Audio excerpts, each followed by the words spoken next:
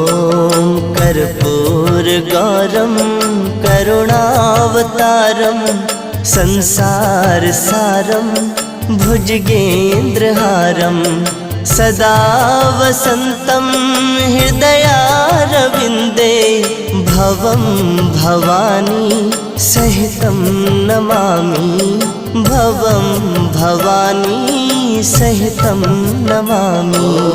कर्पूरगौरं करुणावतारं संसारसारं